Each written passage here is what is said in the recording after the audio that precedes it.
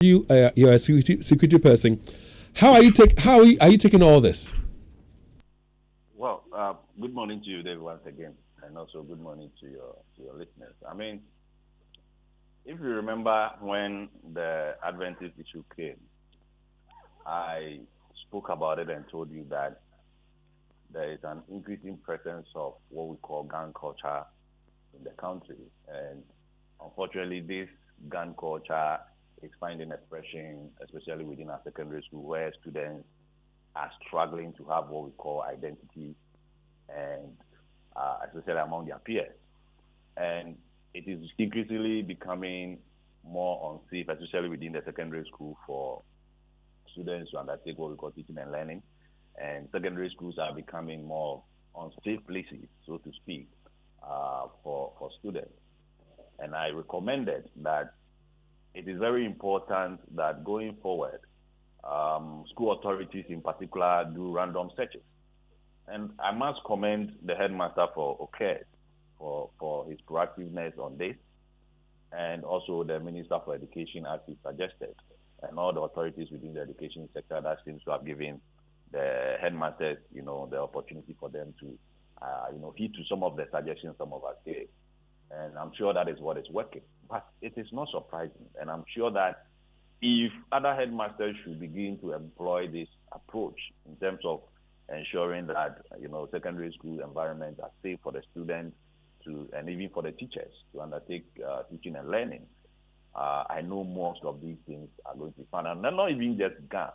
I suspect there are other contraband they might find with these students, because I know for a fact that a lot of these, things are happening within the secondary schools. And because of the fact that there's not so much attention on secondary school security and especially profiling students, we don't seem to see it. But I'm telling you, if these random searches are continued and other measures are also put in place, we will begin to pick out some of these criminals. And Dave, let me tell you, there are, evidence and also even stories of some of these students in secondary school going on robberies, and some of them even finding themselves within university campuses. And now there's one popular guy who was in Opoku-Ware together with two of his friends who were actually nabbed for armed robbery, whilst they had these guns on them, in school. And some of these students, some way, somehow, even found themselves within the university environment and got admission into them, and basically hijacked the university students and terrorized them.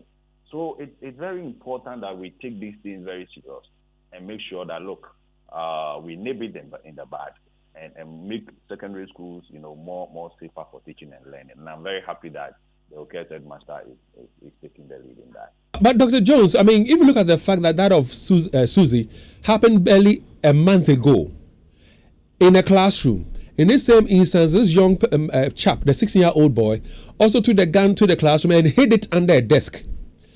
Yes, good. So remember when Susie's issue came, I told you that parents have failed to give their children what we call identity. So this case, normally, especially the youth, get their identities from their friends. So it is a way for them to as it were, assert themselves among their peers, and for them to know that, look, even among you, we are the strong guys. That is why when you ask him, he said the guy is a border.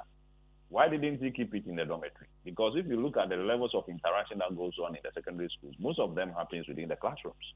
And that is where students that want to show some level of bravado, some level of identity among their friends, that is where they try to prove it. That is why they have to take it to the classroom and flaunt it for them to know that, look, we are the top guys among you. If there is anything, we can come after you.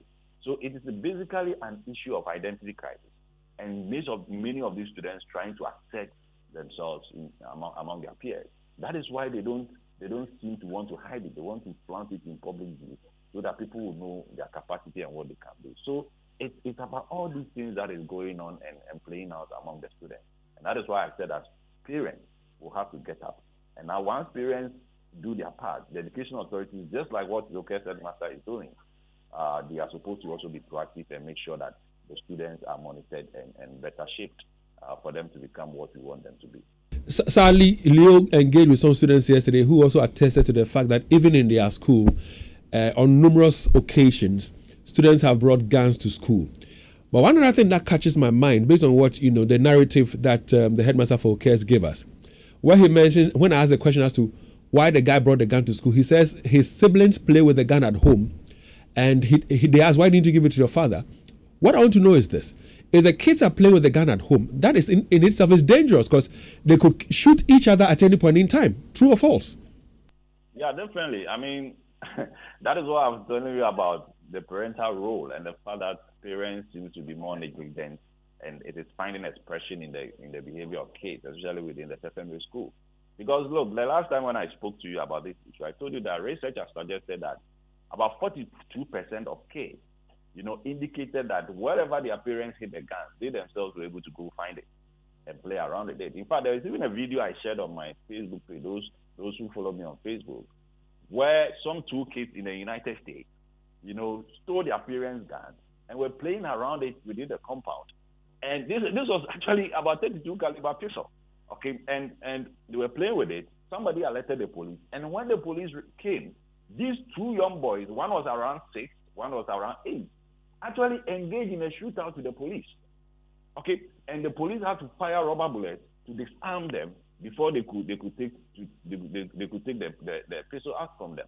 So you see, it is a pattern that involves parents, especially parents that are very negligent. And if you have a situation like we have in this country, where there is proliferation of weapons, especially locally manufactured guns, with many households having these guns in their possession, and the lack of supervision from parents in terms of how these guns are supposed to be properly kept and placed in safe places, it is very serious. And I'm thinking that until we are able to check that, especially from the household level, from the parental level, you have a spillover.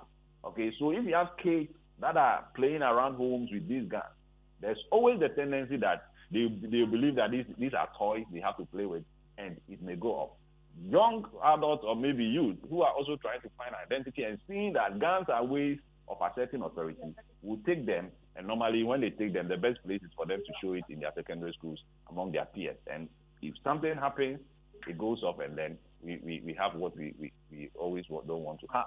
So I'm thinking that it is something that we have to look at it right from the homes and then through to the educational authorities, and make sure that we put in all these things, measures in place to check the way guns play out within households and also in the public.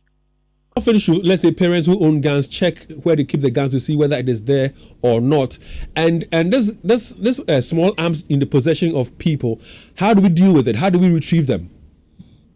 Yes, over the period, the Small Arms Commission have come out with a lot of, measures to deal with small arms, especially people who possess, illegal arms and arms that are not licensed. Okay, sometimes there were approaches where we encourage people to, as it were, bring their guns for some kind of money and all that. But it looks like over the period that is not working effectively as we should be. So I'm just saying, and I'm thinking that when it comes to guns in this country, many of these guns that we have, a lot of them are locally manufactured. So we must be able to find, especially with the police and the authorities must find a way to track the sources of these guns. Because, there are places in this country we know where some of these locally manufactured guns are made. Is there a way we can even serialize the guns? If we want to properly manage them, there is a way we can register these guys that do these locally manufactured guns and give them serial numbers, so that every gun that is, made, there can be serial numbers and balls on them, and then we can use them to track, people when we find these guns with them. This is one of the approaches some countries are using to ensure that, look, they're able to curb the illicit flow of weapons, especially in the hands of citizens and people who are not supposed to have these weapons. So I'm thinking that we can also try that approach in Ghana. After that, if the parents are having guns at home, there are ways and means we have to keep guns. Okay, we normally have the gun safe and all that, and parents are supposed to use that. So once you have the gun, you must get a safe. Don't think that when you have a gun and you hide it in the house, the children will not see, because I've already told you that the research suggests that 42% of the kids, even though parents are hiding their guns, some way somehow are able to locate these guns and take them. So it is not just about hiding them. It is about properly keeping them safe, especially in safe gun boxes, and making sure that, children who even have access to those boxes are unable to open it and play around with it. So it is a whole gamut of measures that I think we have to deploy to get, this gun culture, nipped in the bud.